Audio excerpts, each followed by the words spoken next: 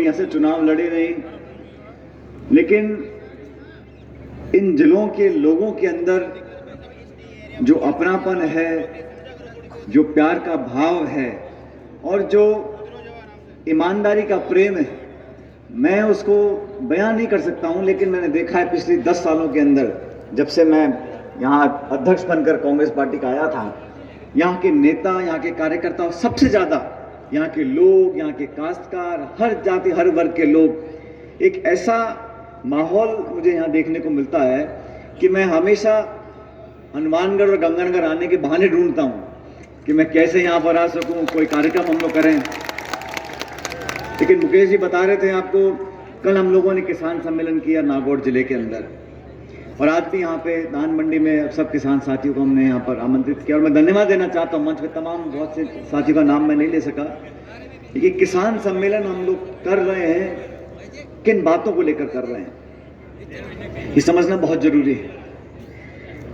इतना बड़ा हमारा देश है, 130 करोड़ लोग यहाँ पर रहते हैं, लेकिन आज भी हकीकत ये है, कोई इसको माने या ना माने, इस देश की अगर रीढ़ की हड्डी है तो किसान और किसानी है। जमीन और पैदा करने वाले जो लोग हैं, उससे संबंधित जो पूरा व्यवस्था है, वो ही इस देश की जड़ है। और हम लोगों ने पिछले 75 सालों में बहुत कुछ किया, बहुत कोशिशें भी करी, लेकिन आज पीड़ा होती है, दुख होता है जब हम देखते हैं कि हमारे जो सबसे मेहनतकश लोग हैं, किसान हैं, उन लोगों के ऊपर आज किस प्रकार की आपत्ति आ गई। और मुझे दुख के साथ कहना पड़ता है कि पिछले 8.5 साल में दिल्ली में बैठी जो सरकार है, जिन बातों को बोलकर वो सत्ता में आए थे, आज मैं पूछना चाहता हूं, ये बीजेपी ने वादा किया था कि नहीं किया था कि किसान की आमदनी दुगनी करेंगे? आप मुझे बताओ, किया था वादा? किया था। हमने तो नहीं कहा वादा करो, खुद चल के बोला कि किसान की आमदनी दुगनी करेंगे। अब आमदनी दुगनी करने के लिए पिछले 8 सालों में केंद्र की सरकार ने क्या किया है? डीएपी, खाद, यूरिया, पेट्रोल, डीजल, ट्रैक्टर, बिजली, पानी, सबके दाम बढ़े हैं कि नहीं बढ़े?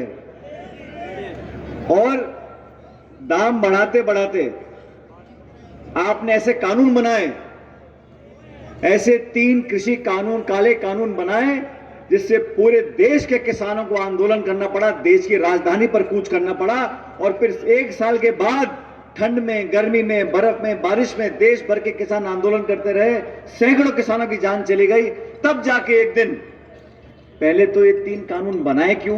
कोई कारण नहीं बताया। फिर ये तीनों कानून वापस क्यों लिए? कोई कारण नहीं बताया। ऐसी सरकार जो दिल्ली में बैठकर झूठे वादे कर कर जमीन अधिग्रहण के, जो हम लोगों ने हमारी सरकार में कानून बनाया था, जमीन किसान को मुआवजा कई गुना ज्यादा मिले, उस कानून को बदलना चाहते थे। ऐसे कानून बनाना चाहते थे कि देश में मंडी का व्यवस्था खत्म हो जाए, और किसान की आमदनी दुगनी करने की बात आप करते हैं। आज किसान को जरूरत किस बात की है? साथियों, को छोटा मोटा उद्योग लगाता है, जूता चप्पल बनाता है, उसको लागत लगती है, रबड़ की, प्लास्टिक की, धागे की, बिजली की, लेबर की, 10, 20, 50, उसकी लागत लगी 80 रुपए एक जोड़ी जूता बनाने की। 80 रुपए।